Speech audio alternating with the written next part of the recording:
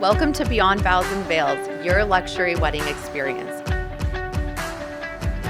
Our podcast, I feel, is a treasure trove of inspiration and insight for newly engaged couples. Join us as we have captivating stories, expert insight, and real wedding experiences that you can listen and learn from. Okay. Welcome back, everyone, to Beyond Vows and Veils. We are super excited to be sitting down with Pooja Mehta, who is the owner and creative director of Makiage. And we are honestly so blessed because she has so much insight and inspiration to share. And so we're going to just dive right in. I really hope that this episode will resonate with couples who are looking for a little bit of guidance when selecting their beauty professional. Also to talk a little bit about intentional hiring, which Pooja and I had an ability to kind of like connect and discuss on a previous call about that. And I really resonated with her on that energy and just kind of what she put down. So everything that you have to offer for this call, Pooja, we're so grateful in advance. Thank you so much, Brittany. And I am honored to have been chosen to speak and share my wisdom and experience over the last more than a decade in the beauty field, doing both weddings and events and working with such a large range of diverse women. So, whatever Yeah, guidance I can offer, I'd love to. absolutely. I think that today was perfect timing because I was running a little late for us to connect because I actually had a bride who had a trial and she wasn't super pumped or happy with her trial. And so we were kind of collaborating with that artist on what we could do to, kind of get it right and make sure that she was happy. I guess maybe just with that, when brides are considering their beauty professionals, I think one of the biggest things that I want to pick your brain on, because you have so much experience and knowledge to offer, is maybe just what are some of the first things that people should consider when they're going to hire a hair and makeup artist? Aside from the obvious, what do they charge? I think that point is really important.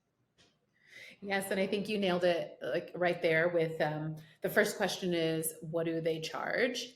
And that's an important one, but I feel that more the research behind what this person offers and what this company is able to do, past referrals, reading reviews, that's all so important. And I think more important than finding the person is the intention that you have for what it is you're looking for, because not every woman is looking for the same thing in a beauty professional. Some are looking Right. for an experience. Some are looking for a good price point. Some are looking to look the most beautiful they've ever looked. It doesn't matter what it costs. So it's not always the same for everybody. So my biggest recommendation is to just sit down and make the intention very clear. This is what I'm looking for. And then be Mm-hmm. systematic in that. Research several different hair and makeup companies out there because there are a lot out there. And thank God there's a lot out there. It's not meant to Mm-hmm. confuse you, it's meant there to give you options. There's meant to be options there for you. So Mm-hmm. that's my biggest recommendation. Yeah, absolutely. And I feel like, with that inspiration photos, also, I think just speaking to brides who also send us some of their inspiration photos, which we're definitely not gurus on hair and Mhm. makeup. But one thing we always tell brides to keep in mind is like, face, how your face shape is, what your skin Mhm. tone is. If you like more like of a matte look or a dewy look, at least having some of the sort of foundational elements when you go to that trial, or that when you're looking at those artists, like, are those looks that they've curated in their portfolio? Are those things that resonate with them? Yes. Because obviously, Pooja, you have a ton of experience. You studied in Paris and you've done a ton of weddings and special events, and you've even appeared on reality shows. How do you feel like all of your experience has really supported your journey or the way that you look at beauty or just your lens of beauty? Yeah, I mean that's a big question. I think I would narrow it down and say, having worked with so many different women before and so many different personalities and so many different inspiration photos, the big thing I try to narrow down um, when working with a client is like, what drew you to this picture? What is it that you like about it?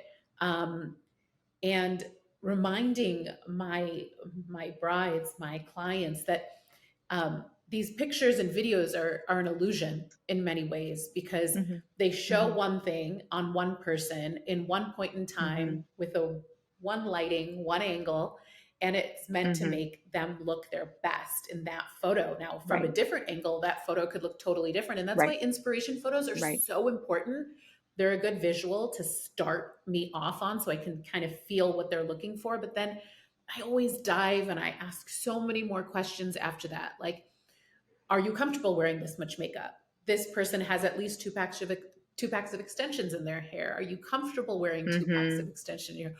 Wait, what do you mean? All the hair looks so natural. Yes, I know. That's a trained eye would know that this is an Right. edited photo or this is extra Right. extensions. And then I really start to like narrow down on what's important to that woman, because not for Mm. everybody, it's not the same thing. And I think Hmm. that's where a lot more education could be, Hmm. shared, as far as Hmm. what are these brides looking for? What are they truly looking for? Hmm. They want to look and feel beautiful, but what's important to them at the end of the day? And so Hmm. that's one Yeah. big theme that has lasted for more than a decade in my industry, working with women. Yeah. Yeah, I so appreciate that. And something I'm just genuinely curious about, even from a planner perspective, do you connect with your clients pre-trial to discuss the look? Or do you sort of get to the trial and then you're just figuring it out and collaborating from there? Because I think this is Yeah. good information for brides or even planners. Like, how can we set the beauty expert up for success to have like the most fruitful trial? Like, what do you think would be the best solution there? Well, when it's coming from a referral such as yourself, Brittany, and in with so much experience and so many years in business, I think the best thing is to let the client know that this is what this company does. This is what this company does Hmm. best. This is what this company does Hmm. best, and really laying the Hmm. land. You're going to pay a little more for this. You're going to pay a little less for this, but you might not get this, and you might get this, but you won't get this. Um, Right. and so really laying that out is there. And I Hmm. personally, for my team, I really like when we get on the phone with our clients, because Hmm. remember, they're shopping, they're looking, everyone's going to send an email back. Things are automated these days. Right. When we want to say something special to somebody, we text it. Why don't we just pick up the phone? And where's the human connection? Because guess what? On wedding day, I'm not going to be texting your Hmm. makeup. I'm going to be Hmm. doing your makeup, and I'm going to be Right. with you. And so I Right. want them to get a feel for, and not always do I get to get on the phone with my clients before I meet with them, because the Hmm. company is a little bigger, that there's Sure. a customer experience coordinator, you call it, who's the first person you Yep. contact. But I've trained this Hmm. person to ask the necessary questions, and then after that, I'm happy to get on the phone with my clients, because I want them to feel connected to me. And Hmm. I leave Hmm. out all of those like little details of what we're going to do for their hair and makeup, because I want them to come Right. excited. I want them to come surrendered to the experience, and I want them to come, Hmm. with excitement for the process. But I Yeah. do Yeah. ask the right questions before the process to make sure that, are we the right fit? Have you looked at our portfolio? Hmm. Have you read our reviews? Oh no, Hmm. I haven't read anything. My planner just told me about you. Okay, which planner? Right. Because there's so many Right. planners that refer us. Oh, Right. Brittany told you? Okay, Brittany knows who I am, what I'm about. Sure. So this Sure. person's probably the right match for Makiage. So Sure. Sure. Yeah, no, yeah. I love that. And I think that, Makiage, at least in our experience, has always done a really good job of validating and also acknowledging that particular client style and vision. And I think that at the same time, something that we've also discussed is, looking at these inspiration pictures, being realistic, staying optimistic, but also giving kind of constructive feedback. And so I think that that's so important that you touch base on that, because I think ultimately, and I love that you have a client experience professional, by the way. That's so cool that you have someone that essentially kind of builds that experience to make sure that it's a good fit in the Yeah. beginning. That's super cool. But I think that that part of it is really helpful. And for any brides out there that are talking to beauty pros, I think that you can definitely take a tip from Pooja here, because ultimately Mhm. creating a look doesn't have to feel stressful. It can be fun, because ultimately this Yes. is about you feeling and looking your best and creating a look at the end of the day that feels really authentic to you, because what you view to be Yes. beautiful and different is going to be very different to somebody else, you know. That's right, Brittany. I Um, think you said it all yeah, there. yeah, for sure.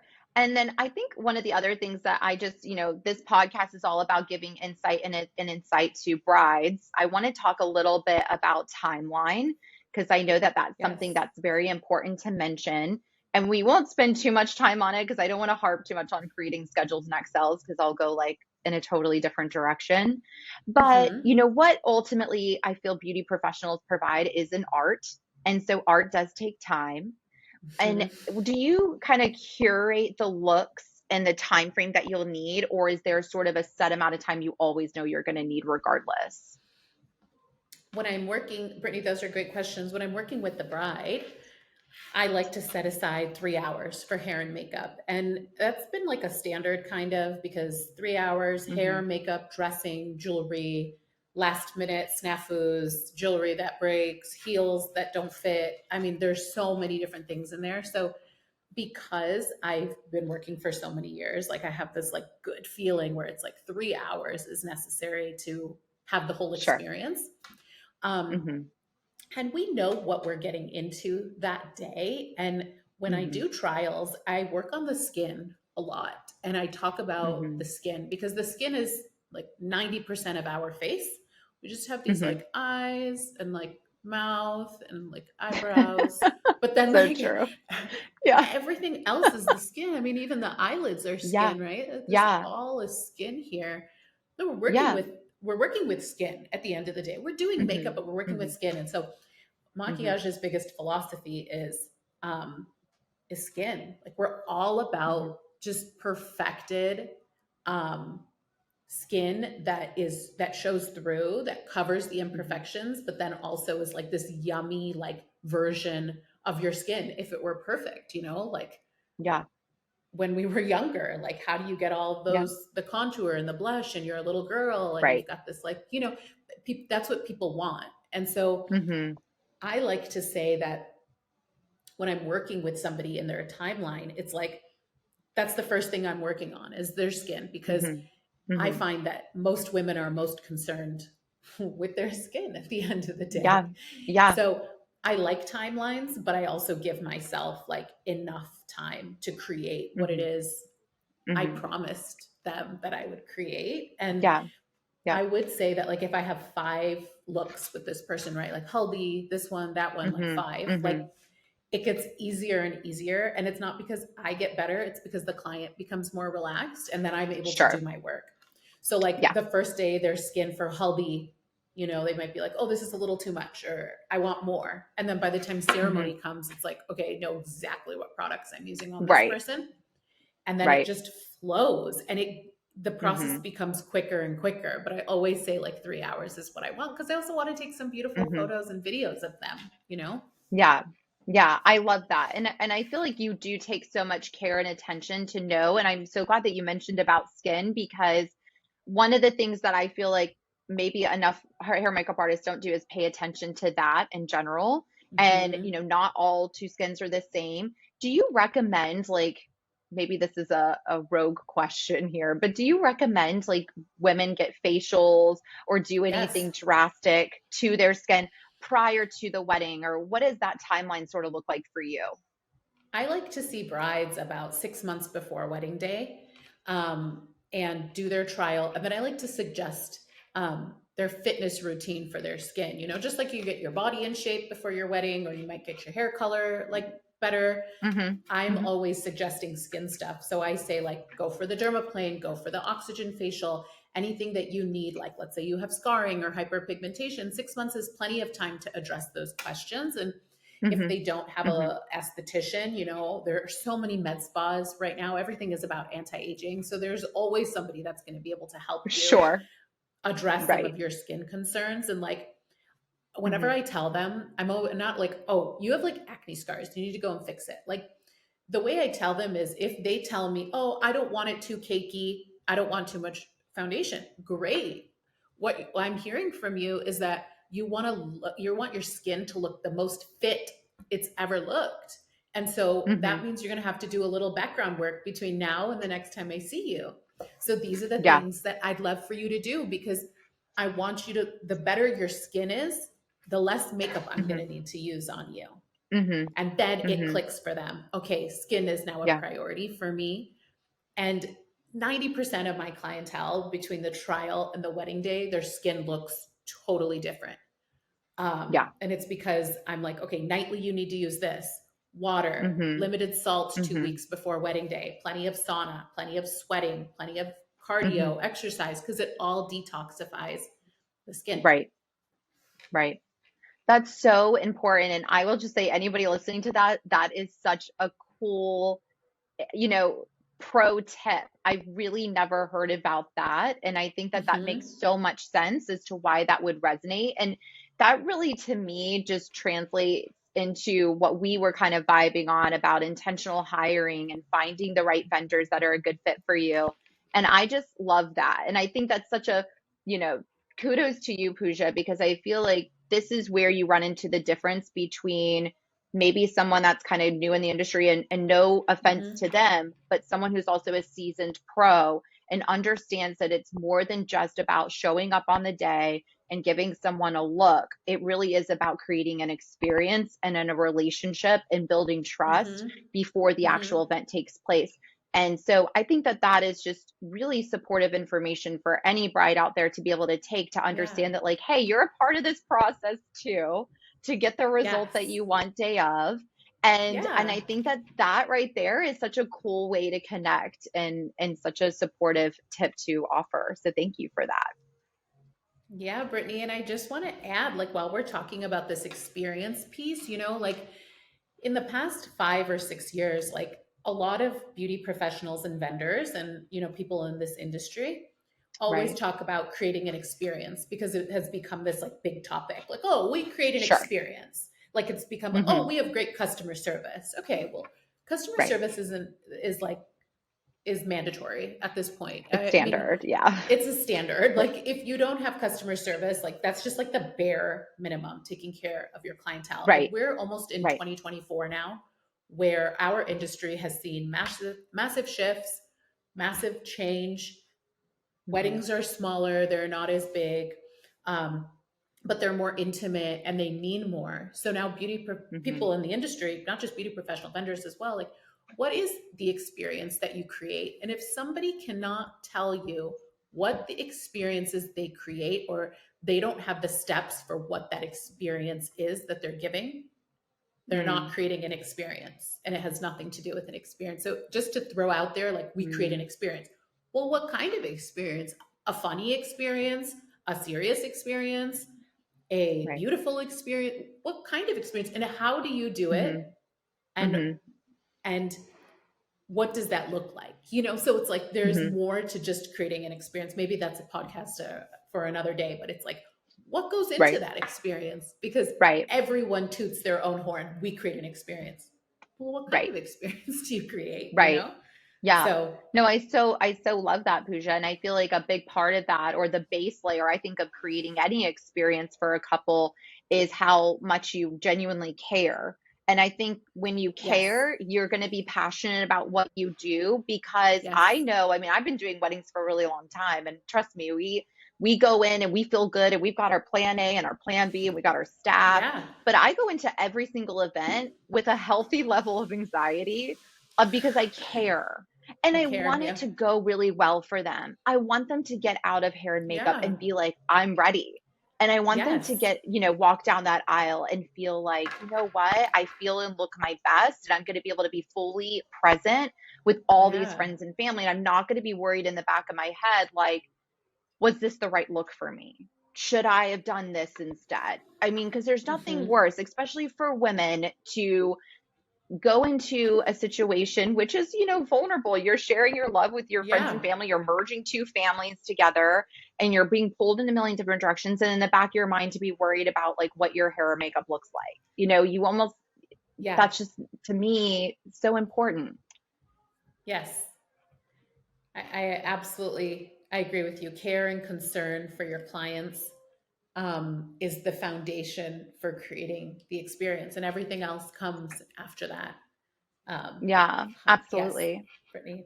And I feel, Pooja, you've always done a really good job of creating just more of like this positive and very peaceful environment for the brides on day of. Maybe I would love to talk a little bit about that because I feel like you have a really Hmm. talented gift for reading energy and just kind of knowing like where you're at when you come into a room. And I am curious because I feel like all of your team has this quality. Is that something that you train or you kind of like really instill in them? Like, what does that look like?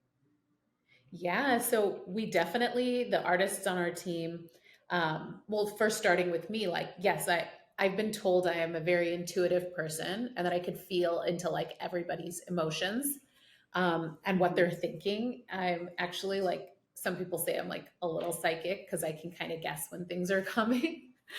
And Yeah. I use that talent and that skill and I strengthen it by doing a lot of meditation, a lot of reading, Hmm. a lot of spiritual work, a lot of a lot of all of that. And so Hmm.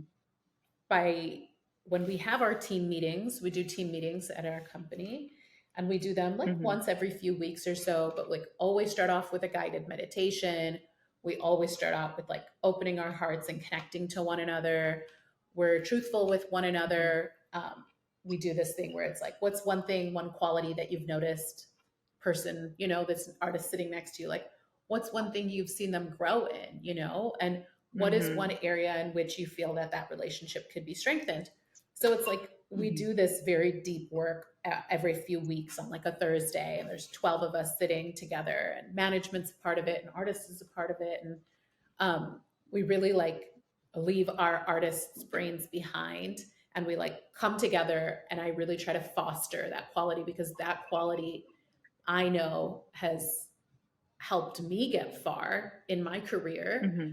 and my personal Hmm. growth. And I realized that instilling that in them is a gift that I can give them, not only so they go out and treat the clientele a certain way and are present with them in Hmm. a certain way, but that when they leave the company, I feel as though they've gotten something extra that they wouldn't have gotten anywhere else.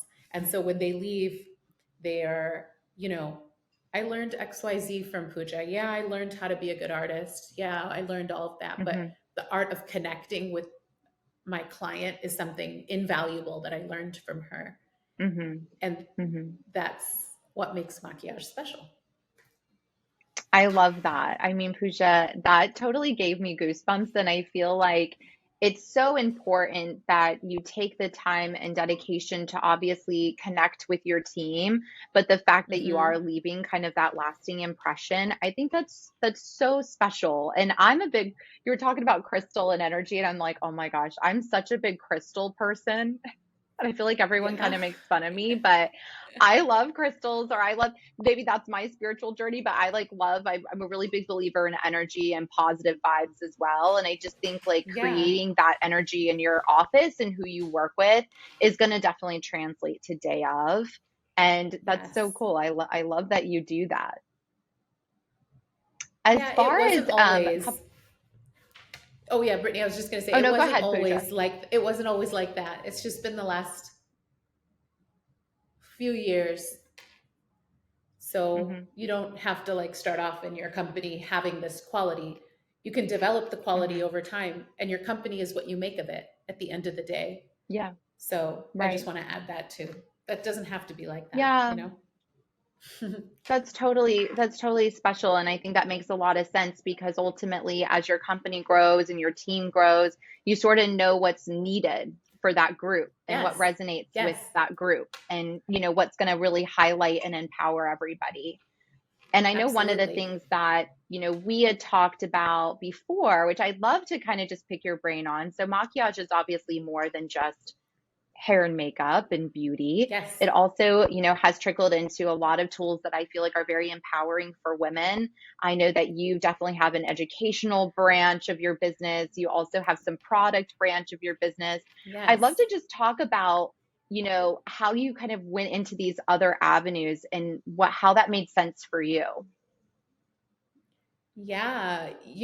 I think for me, Brittany, the biggest thing is I want to continue to distinguish myself to I know a lot of people would say be better and personal growth and all this stuff, but I wanted to continue to distinguish myself. And I felt as though working with brides was wonderful and I loved it and I've been doing it for a long time. But creating Hmm. tools for the everyday woman and now for social media, you know, fans, people who love to create content, like I didn't want to be able to just touch the brides. Like I wanted to be able to have a brand that was inclusive for everybody and as many people as possible. I know it's not everybody, but it's like as many people Hmm. as possible. And I know that social Hmm. media is such a big part of our lives the last 10 years. And creating a product that people felt like they had a little piece of maquillage with them was so Hmm. important. So many people had asked us in the beginning, not in the beginning, like mid career for me in the past 13 years. What lighting are you using? What camera are you using? How are you filming that? We were the leaders in that at that time. And it was so hard to give away our secrets like, oh, we're using this light, or we're using this camera, or this angle, Right. or we make Sure. sure the whole room is dark first, and then we open up one window, and that window Right. is the stream of light to take these photos. And it Right. was like, I didn't want to keep that to myself anymore. Like, I wanted to spread the Hmm. light, figuratively Hmm. and actually. And so the Yep. light that we've, branded and like given birth to has a lot of Hmm. significance about spreading the education, spreading the wisdom, helping others Hmm. create content that has a little piece of maquillage in it, And so Yeah. everywhere people go, they're able to create something and emulate um, our style in a way because they're using our lighting. Yeah, I absolutely love that. And I really resonated, Pooja, when you were saying that, you didn't want to kind of keep some of these things as like secrets, you did want to share them so that people could benefit. And I feel like that Yeah. was one thing that I struggled with for a long time with starting this podcast, which originally I thought was just going to be like a book, kind of a help guide for South Asian market. But I Yeah. realized, at the end of the day, I know for me, I really love to connect with other professionals. I love to hear their Mm-hmm. story and their journey. How did they get there? What they're doing? And ultimately, I just have so much admiration for the people that I get to be in contact with for these celebrations. And obviously, you were one of those people that came into my energy field that I got to get to know. And I just love the way and truly respect the way that you run your business. And I like the way that you take the time to make sure that people are aware of what your brand is and the Mm-hmm. process. And, one of the things Yes. that I want to go back to in terms of, intentional hiring, which I think is just something that I would like for any couple that's listening to resonate with, because we did talk Yeah. about hiring a beauty professional. And then we also talked a little bit about, getting reviews and things like that. But I definitely think one of the things that's really important for any bride and groom to pay attention to is just communication in the beginning and expectation of when you're being communicated with. So, Pooja, let's Mm-hmm. say a bride inquires with your office. What are some of the things that they can expect before they get to that process of deciding that, Makiage is who they'd like to proceed with? Well, I'd like to start by saying, the first point of contact, somebody's going to submit an inquiry. That's how we work here. I mean, you can call, but you're going to submit an inquiry. And our first commitment is that we will get back to you within 24 hours. I think that starts with like my yearning for when I was doing research or whenever I do research for anything. I'm like, I'm excited in that moment. Like, I'm looking for, Hmm. I'd love to have a response right away, but I know it's not reasonable. But that 24-hour response time is like so, so Right. crucial. And Hmm. it's hard because the company has grown a lot and we get a large volume of inquiries every day, but that's a deal breaker for me. Like, if we need to hire more people to make sure that our response time is Hmm. within 24 hours, like we need to do that, you know? So Right. that's my number one. So when clients inquire, like you can expect that we'll get back to you, like we say on our website, 24-hour response time, you know, please give us that time. Right. And the second thing is that everyone who wants to have a discovery call or a client call Hmm. or something where they get to ask Hmm. questions is Hmm. ready and available for them, right? That's a big part of the Right. process as well. And they Right. can feel the control and the power by being able to schedule Right. it by themselves right there and then. Sure. Because Yeah. again, when when we're being when a client is looking for something and they're excited about it, it's like they're excited about it. They want to inquire, they want to Hmm. talk to somebody on the other side. And then in the discovery calls or getting to know the client, you know, they can Hmm. expect us to ask a variety of questions and not just the normal ones like, Hmm. where did you find us? Okay, that's a great Right. question to ask, but it's like, oh, I found you on Google. Okay, all right. Like the human element of talking to somebody is like Right. the most Right. important part of all of it. And so Yeah. you can expect us Yeah. to ask you a lot of questions that are like somewhat generic, like where'd you find us? Hmm. Or, Hmm. you know, what is it that you're truly looking for? Like what would mean the most to you? Um, would you Hmm. like to get ready with your friends? Would you like to get ready alone? Like expect Hmm. to have questions that are deeper than just how many bridesmaids? Were you getting ready? That sounds great. Okay, I think we can Right. do it. Let me get back to you. Like, that's fine. Those are the regular questions, right? But it's like, we're going to Hmm. ask you deeper, more involved questions Hmm. that are going to get you to think a little bit because I want you to think a little bit. Yeah. I want you to be like, Yeah. well, she's really asking some in depth questions. Like, is all of this necessary? Like, I want you to ask that because I want you to think deeper. Because if we're not the right Hmm. person, you'll quickly move on and find the Hmm. right person. So we don't waste our time, both Right. sides, right? I don't want you stuck and I don't want Right. us to be stuck. Like we're trying to find that lock and key. That's what people are looking for when Yeah. they're looking to hire. Is this the right fit? Did I ask enough questions? Did they ask enough questions? And do our questions align in Hmm. a way where this is a go, you know? And Yeah. so Yeah. that's what you can expect. Yeah. That's what we're thinking. I think that definitely makes sense. Yeah.